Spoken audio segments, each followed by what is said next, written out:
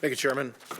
So I take it that we can all agree that the Russians did, in fact, interfere and meddle in the 2016 elections. Your observations on that are consistent with what our intelligence community reports. Is that correct?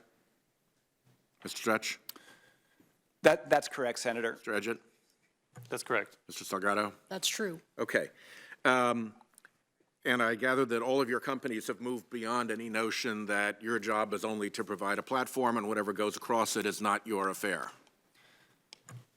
Senator, our commitment to addressing this problem is unwavering. We take this very seriously and are committed to investing as necessary to prevent this from happening again. Absolutely. Mr. Edgett? Absolutely agree with Mr. Stretch. And this type of activity just creates not only a bad user experience, but distrust for the platform. So we are committed to working every single day to get better at solving this problem. Mr. Salgado? That's the same for Google. We take this very seriously. We've made changes, and we will continue to get better. And ultimately, you are American companies, and threats to American election security and threats to American peace and order are things that concern you greatly, correct? That is certainly correct. Agree. That's right. What I would like to do, and I don't have the time for it here, is to ask you all to answer a question for the record that I will ask now, which is, give us the key benchmarks of how you have improved at dealing with this problem in recent months or recent years, what your goalposts are ahead that you've not yet achieved but you're slated or intend to achieve to deal with this problem.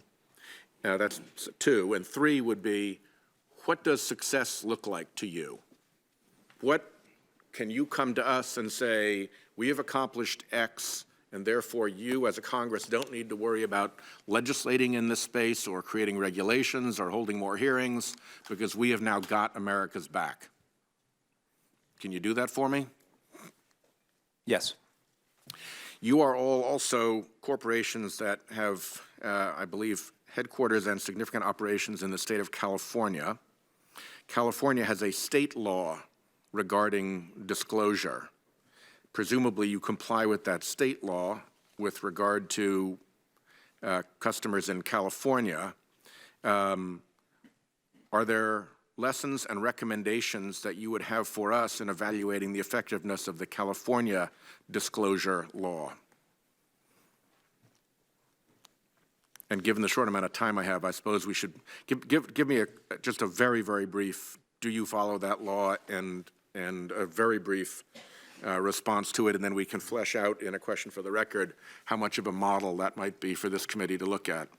So, Senator, we comply certainly with all applicable law. In terms of disclosure going forward, we made an announcement last week that really drew on some of the ideas from the Honest Ads Act, which Senator Klobuchar had introduced, intended to bring ads transparency really into the political realm, creating a repository of searchable ads, providing innovative ways to enable advertisers to meet their disclosure requirements, and requiring documentation and information so that we can ensure that advertisers are not running political ads on Facebook in violation of federal election law. So let me ask what will probably be my last question of this round anyway, which is that you are all prepared, as I understand it, to undertake to make sure that you can trace content that goes across your platform that qualifies for concern in this area back to a legitimate source. So you know if it's a Russian who's actually running it, so you know if it's an imaginary entity that's actually running it. How do you deal with the problem of a legitimate and lawful but phony American shell corporation, one that calls itself, say, Americans for Puppies and Prosperity, has a Dropbox as its address and a $50 million check in its bank book that it is using to spend to manipulate election outcomes? Start with Mr. Edgett this time, because we got Mr. Stretch last time. I think that's a problem. We're continuing to look into sort of how do you get to know your client. So we are also, like Mr. Stretch said, proud of the work we've done around ads transparency and the ads transparency center that we're building, and think that kind of center really allows the American citizen to be educated about who is running an ad, who is paying for the ad, what other ads that they're putting out into the world, and what they're targeting. And believe that we'll have to figure out a good process to understand who those customers actually are that are signing the contract with Twitter to run ads. You admit that if you trace it all the way back to an American corporation, let's call it Americans for Puppies and Prosperity, and it's actually a shell corporation, and you don't know who's behind it. It could be Vladimir Putin. It could be a big, powerful American special interest. It could be the North Koreans or the Iranians. You need to be able to penetrate the obscurity of the shell corporation, correct? We're working on the best approach to getting to know the clients and getting to know who's behind the entities that are signing up for advertising. Final, I hope, very quick questions. One for Mr. Edgett. With respect to both the graphic that Senator Klobuchar just showed you and the one that Senator Coons, or maybe it was Senator Blumenthal with Aziz Ansari on it. Right. You can at least tell us how many people obeyed the instruction and texted Hillary to 59925. You don't know what other behavior they engaged in, but you would know that. And you would also know who tweeted Clinton Kane with the hashtag presidential election on November 8th, 2016, between 8 a.m. and 6 p.m., correct?